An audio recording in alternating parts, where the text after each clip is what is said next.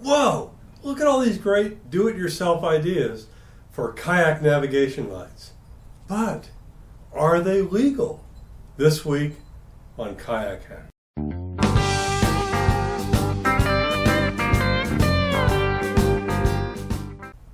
I'm the field editor for Southern Kayak Fishing Magazine, a free digital publication paid for by advertisers, runs about 150 pages, an issue, details in the comments below.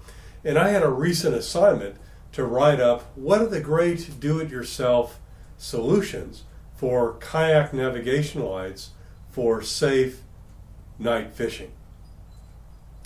So just like you, I went out and looked at everything on YouTube, and I found some great ideas. Here's one. I couldn't find a white toothbrush holder, but basically it's a Harbor Freight flashlight stuck on a toothbrush holder. The theory is light goes up, reflects off, and turns this into a beacon, dropped into a 3/4 inch piece of PVC, mounted on a kayak, good to go. Another cheap solution is to get a 99-cent solar light, charge it up outside, drop it into a 1/2 inch PVC, and you've got light for the evening. I like this one. It's one of these little pole light kind of things. Turn it on, drop it into the 1/2 inch PVC, and again, you've got a nice little beacon there.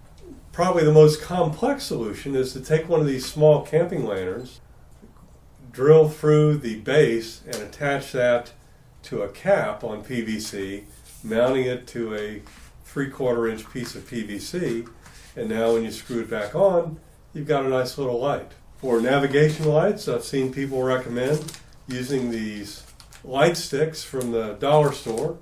You know, the same kind of thing you would give to your kid to have fun at a birthday party with. You know, all good ideas. But the problem is, are any of them legal?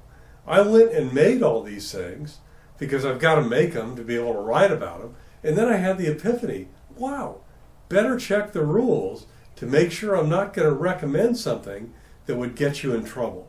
And holy mackerel was I educated. I contacted the Navigation Systems Office of the Coast Guard and went over all these points in great detail, so I believe this is 100% accurate and you need to pay close attention. The Coast Guard has two sets of rules, one for international and one for inland. Unless you're in a unique area like Alaska, Puget Sound, someplace like that, the inland rules are likely to apply to you. And it really just makes a difference if you have a motorized kayak. The rules for a motorized kayak are that you must have an all-around white light that is mounted 1 meter, about 39 inches, above the side lights. If you have a paddled kayak, you have to have an all-around white light, or, keyword there, or an electric torch or lantern that you can turn on and wave to avoid an impending collision. Hey, that sounds pretty simple. All-around white light? These things should be good to go, right? No! That's the problem. That all-around white light, those side lights, have very specific technical definitions in the regulation. The all-around white light has to be visible for 2 nautical miles. The side lights have to be visible for 1, and both of them require special attention to how they're mounted. Manufacturers get that certification by sending their light to an independent test lab approved by the Coast Guard. The lab goes and does their tests on intensity and things like that, and if it's successful, you will see the light marked with USCG 2NM for 2 nautical miles if it's a white light, and USCG 1NM for a side light. And that's where all of these do-it-yourself solutions fail. None use certified lights. All are illegal, and you can get a fine of up to $5,000 or even have your kayak impounded if you're found in violation. Well, no sweat, you say, because I'm not going to use my motor. I'm just going to paddle. That's fine, except if you anchor. Once you anchor in a navigable waterway, you are now required to have an all-around white light, and that all-around white light must be mounted high enough to be visible 360 degrees and 2 nautical miles. So it must also have a certified light. And it goes even beyond that. Once you're out at night, you have to have the ability to show a visual distress signal. You can either use a light or flares. The flares have specific characteristics. You got to have 3 of them. You can read about those in the regulation. Most people opt for the light, thinking, yeah, this is good enough for a distress light. No! There are rules for that as well. The white light has to be float, it's got to have independent power, it's got to be waterproof, and all sorts of things. In other words, it also has to be Coast Guard certified. And the only way to tell is to look at the package. The final point on lights is, what about deck lighting? You need the lights to be able to work on your oars and things like that, and you're okay according to Rule 20 as long as those lights do not confuse other mariners. In other words, they can't look like side lights or the all-around white light. So it's up to each of us to be very careful in terms of how we go about fishing at night. If you're a motorized kayak, you absolutely 100% must have certified lights, the all-around white and the side lights, and they have to be mounted per the specifications.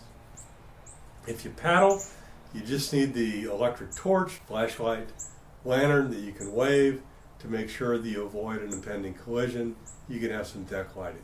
But as soon as you anchor, no matter how you propel your kayak, you've got to have that all-around white light. Now, I looked extensively online for certified lights and basically failed. The only do-it-yourself compatible certified light I found was made by a company called Navisafe. And they produce these little LED lights. They're marked as they should be.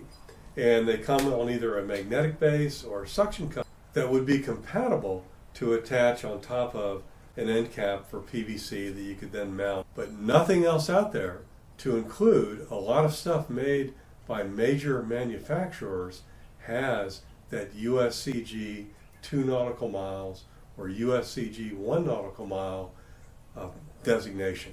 So buyer beware. In fact, the Coast Guard put out a safety alert last year in 2015 warning us as consumers to pay attention to this, look at the package, and make sure you know what you're buying and that it meets the specifications. What about some of these creative things you see on YouTube? Guys will wrap LEDs around a long pole and they'll have all this creative flash going on. Totally illegal. If you use blue flashing lights, you're telling people you're law enforcement. If you use yellow flashing lights in a particular pattern, you're telling people you're a submarine.